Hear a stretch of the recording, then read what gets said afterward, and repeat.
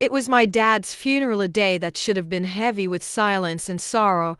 Instead, it became something else entirely.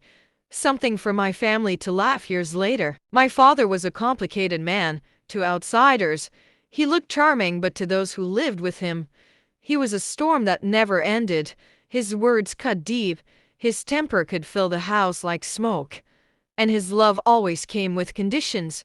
We learned early how to tiptoe around him, afraid to break the eggshell. So when he finally passed away, none of us knew how to feel. There was sadness, yes, but also relief, like someone had opened a window after years of being locked in a dark room. The church was small and smelled of old wood and flowers.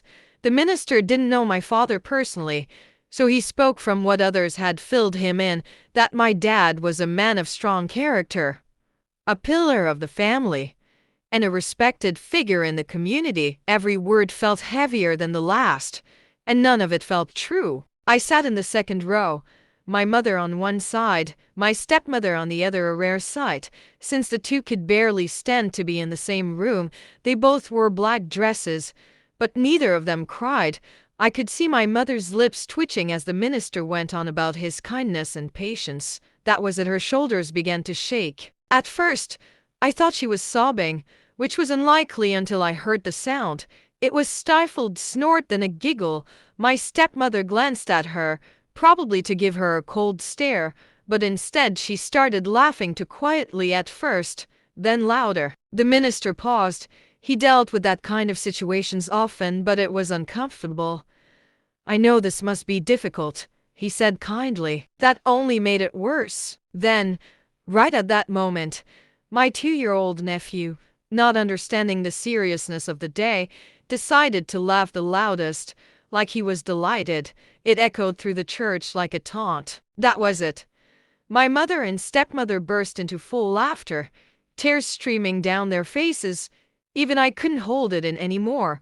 The rest of the family stared in shock. But we couldn't stop. It was the ultimate disrespect to him because he didn't like the sound of laughter.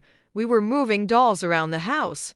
My mother had the gut to leave the perfect man. My stepmother, however, tolerated his nonsense. As we left the church, my mother wiped her eyes and said softly, "Well, he always hated being ignored. Guess we gave him a show with the thing he detested the most." It's been years since that day. My father is long gone, but that moment, that wild, inappropriate, healing laughter still lives in our memories. We don't talk about his cruelty much anymore, but every now and then, someone brings up that funeral, and we laugh again.